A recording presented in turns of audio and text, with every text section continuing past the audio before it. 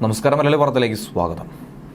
കേരള സർക്കാരിൻ്റെ സാമ്പത്തിക മേഖലയ്ക്ക് ഭദ്രമായ കരുത്തു നൽകുന്ന, പ്രത്യേകിച്ചും CPMന്റെ കുത്തകയായി അവകാശപ്പെടുന്ന കേരള ബാങ്ക്, അതിന് കൂച്ചുവിലങ്ങിട്ടിരിക്കുകയാണ് ഇപ്പോൾ റിസർവ് ബാങ്ക്.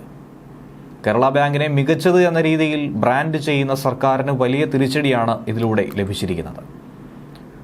കടുത്ത നടപടിയാണ് കേരള ബാങ്കിനെതിരെ റിസർവ് ബാങ്ക് ഓഫ് ഇന്ത്യ സ്വീകരിച്ചിരിക്കുന്നത്. ഇതോടെ കേരള ബാങ്കിൻ്റെ മാനദണ്ഡം C ക്ലാസ് പട്ടികയിലേക്കാണ് റിസർവ് ബാങ്ക് തരം താഴ്ത്തിയിരിക്കുന്നത്.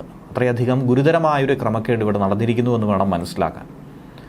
ഇനി അങ്ങോട്ട് വായ്പാ വിതരണത്തിലടക്കം കടുത്ത നിയന്ത്രണങ്ങളാണ് RBI ഏർപ്പെടുത്താൻ തീരുമാനിച്ചത്. അതുകൊണ്ട് ഇതുവരെയുള്ള പ്രവർത്തനങ്ങൾ പോലെ ഇനി സുഗമമായി മുന്നോട്ട് പോകാമെന്നും കരുതാൻ കഴിയില്ല. കേരള ബാങ്കിന് 25 ലക്ഷത്തിന് മുകളിലുള്ള വ്യക്തിഗത വായ്പ ഇനിയൊട്ട് നൽകാനും കഴിയില്ല. ഇനി കൊടുത്ത വായ്പകളാകട്ടെ ഘട്ടം ഘട്ടമായി തിരിച്ചു പിടിക്കണമെന്ന കർശന നിർദ്ദേശമാണ് നൽകുന്നത്. ഇല്ലായെങ്കിൽ പൊടുന്നനെ എല്ലാം പൊളിഞ്ഞു പോകുന്ന ഒരു കാഴ്ച ഒറ്റ നിമിഷം കാണേണ്ടി വരും. അങ്ങനെ ഒരു കാഴ്ച ഉണ്ടാകാതിരിക്കാനാണ് സംസ്ഥാനത്തെയും രാജ്യത്തെയും പലതരത്തിലുള്ള ബാങ്കുകൾക്ക് മേൽ കടിഞ്ഞാണിട്ടുകൊണ്ട് RBI രംഗത്ത് വന്നിരിക്കുന്നത്. കേരള ബാങ്കിനെ പറ്റി പഠിക്കാനും വിലയിരുത്താനുമായി നബാർഡിനെയാണ് RBI നിർദ്ദേശിച്ചിട്ടുണ്ടായിരുന്നത്. നബാർഡ് സമർപ്പിച്ച ഈ റിപ്പോർട്ടിൻ്റെ അടിസ്ഥാനത്തിലാണ് ഇങ്ങനെ ഒരു നടപടിയും സ്വീകരിച്ചിരിക്കുന്നത്. വായ്പാ നിയന്ത്രണത്തിൽ വിവിധ ശാഖകൾക്ക് കേരള ബാങ്ക് ഇങ്ങനെ കത്തയച്ചിട്ടുണ്ട്.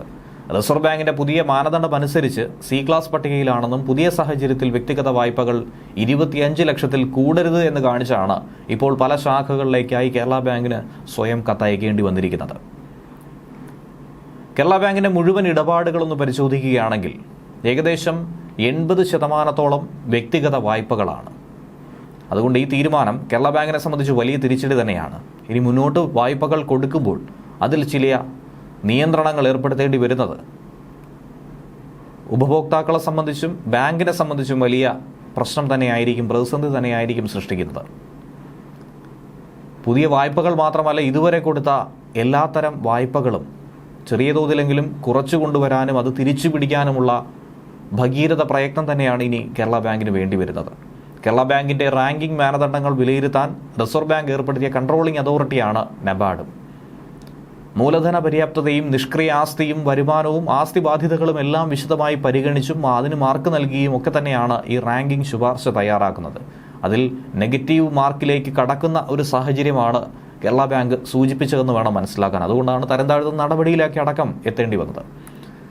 ഇനി ബാങ്കിൻ്റെ ഭരണസമിതി പ്രവർത്തിക്കുന്നത് എങ്ങനെയെന്നുള്ളത് ഏവർക്കും അറിയാവുന്നതാണ്. സാധാരണ ഒരു ബാങ്ക് ആണെന്നുണ്ടെങ്കിൽ അവിടെ പ്രഗത്ഭരായ ആളുകളായിരിക്കും, ബാങ്കിങ് വിദഗ്ധരായിരിക്കും.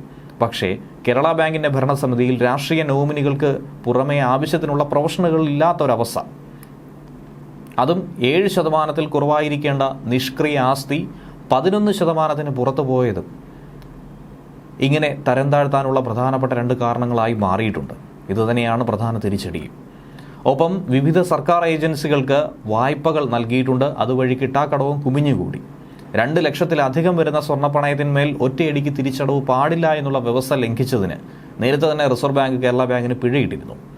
അതിന് പിന്നാലെയാണ് ഇപ്പോൾ മാനദണ്ഡമനുസരിച്ച് C ക്ലാസ് പട്ടികയിലേക്ക് തരം താഴ്ത്തിയത്. വെച്ചടി കയറ്റവും ലാഭക്കണക്കുമായി ഒക്കെ തന്നെ സംസ്ഥാന സർക്കാർ കേരള ബാങ്കിനെ മഹത്വവൽക്കരിക്കുമ്പോഴാണ് റിസർവ് ബാങ്കിൻ്റെ ഭാഗത്തു നിന്നും വൻ പണി കിട്ടിക്കൊണ്ടിരിക്കുന്നത്. ഇതിനെ മറികടക്കാനായി ഇനിയിപ്പോൾ എന്ത് ചെയ്യുമെന്നുള്ള ചോദ്യമാണ് അവശേഷിക്കുന്നത്. ന്യൂസ് ഡെസ്ക് മലയാളി വാർത്ത.